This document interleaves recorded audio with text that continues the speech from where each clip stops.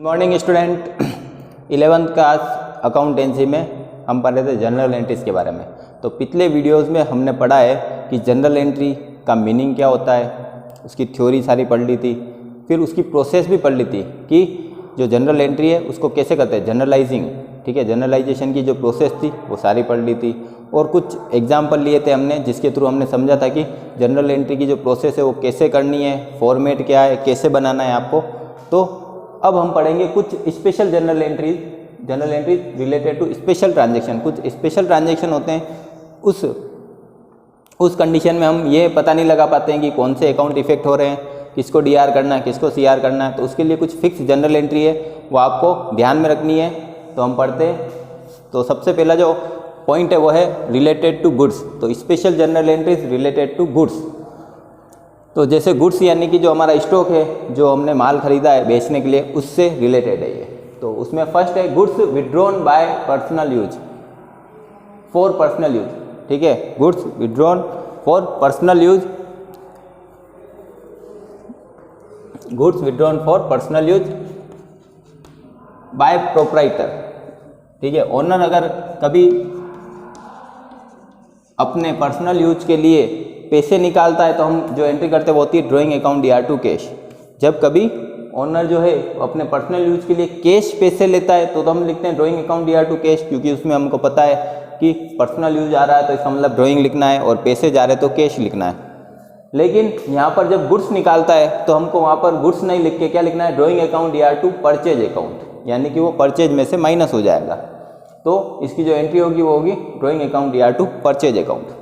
फिर सेकंड है distribution of goods as free sample.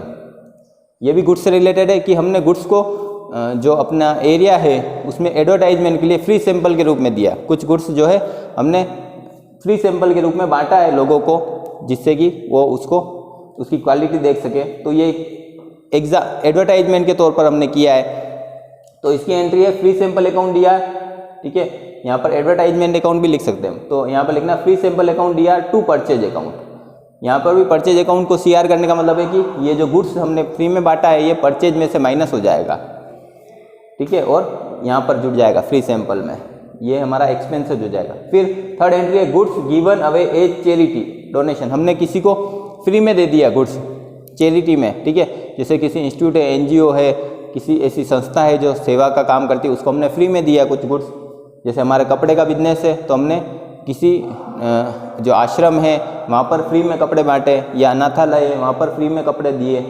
तो वो जो आएगा वहाँ पर आपको लिखना charity account DR to purchase account. जो हमने गुड्स फ्री में दिया है तो आपको क्या लिखना है, charity account DR to purchase. ये डोनेशन है, ठीक है, डोनेशन के रूप में दिया चैरिटी के लिए। तो आप यहाँ पर जो मेन चीज़ आ रही है वो ये ध्यान रखना है कि परचेज अकाउंट सीआर हो रहा है। हमने एक चीज़ पढ़ी, परचेज अकाउंट हमेशा डीआर होता है। परचेज अकाउंट डीआर कब होता है, जब हम खरीदते हैं। तो यहाँ पर हम खरीद नहीं रहे और बेच भी नहीं रहे, हम गुड्स का दूसरा यूज कर रहे हैं बेचने के अलावा। तो वहाँ पर आ रहा है टू परचेज अकाउंट। इससे क्या होगा, परचेज कम हो जाएगी। फिर फोर्थ जो है गुड्स से रिलेटेड ट्रांजेक्शन हुए लॉस ऑफ गुड्स। गुड्स का नुकसान हो जाता है तो कंडीशन हो सकती है लॉस बाय थेफ्ट, चोरी होना, loss by fire, loss by और भी कोई नेचुरल कंडीशन है, जैसे मैंने लिख दिया या फ्लड या अर्थक्वेक, ऐसी कोई भी कंडीशन है जिससे लॉस हो सकता है तो वो सारे होंगे लॉस बाय। यहाँ पर लिखना आपको कारण लॉस बाय लिख के थेफ्ट, फायर, फ्लड, अर्थक्वेक ऐसा कुछ भी है वो लिखना है। और आपको टू लिखना है परचेज अकाउंट। यहाँ पर आपको लॉस की अमाउंट लिखनी है, अमाउंट वाले में जो लॉस हुआ है गुड्स उसकी अमाउंट लिखनी है। ठीक है, और एक से ज़्यादा है तो 2 डीआर हो जाएंगे, फिर टोटल यहाँ पर परचेज में आ जाएगी।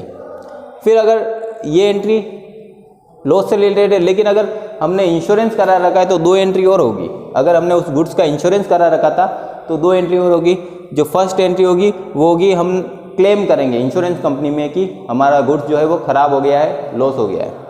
और सेकंड एंट्री जब इंश्योरेंस कंपनी हमको पैसे देगी तो होगी। तो फर्स्ट जो है if goods insured following entries pass, अगर गुड्स का इंश्योरेंस है तो ये 2 एंट्री और करनी है हमको। फर्स्ट जो है वो फॉर क्लेम्ड, हम इंश्योरेंस कंपनी में क्लेम करेंगे उसकी होगी, और वो एंट्री है insurance company account DR, insurance company account DR to loss by theft, fire, जो भी है वो लिखना है आपको। तो ये पैसे जो हमने परचेज से कहाँ ट्रांसफ़र किए थे लॉस में, अब लॉस से कहाँ ट्रांसफ़र हो गए, इंश्योरेंस कंपनी में, यानी इंश्योरेंस कंपनी को हमने मान लिया पैसे यहाँ ट्रांसफ़र हो गए। फिर हमको सेकंड एंट्री करनी for received amount from insurance company. Insurance company कभी भी पूरे पैसे नहीं देगी, जितना लॉस हुआ है उतने पैसे नहीं देगी, वो उससे थोड़े कम पैसे देगी, ठीक है। जैसे 20,000 का हुआ है तो वो 15,000 या 16,000 ऐसे पैसे देगी। तो हमको जो पैसे मिले हैं वहाँ पर तो लिखना है कैश अकाउंट दिया, इंश्योरेंस कंपनी से जो पैसे मिलेंगे वहाँ पर लिखना है कैश अकाउंट दिया। जो लॉस हो रहा है वहाँ पर लिखना है प्रॉफिट एंड लॉस अकाउंट, और टोटल जो लॉस हुआ था अपना, लॉस बाय फायर वायर जो भी है, वहाँ पर लिखना है आपको इंश्योरेंस कंपनी अकाउंट दिया। तो यहाँ पर आपको लिखना है अमाउंट रिसीव्ड, जो इंश्योरेंस कंपनी से रिसीव हुई है वो लिखनी है अमाउंट,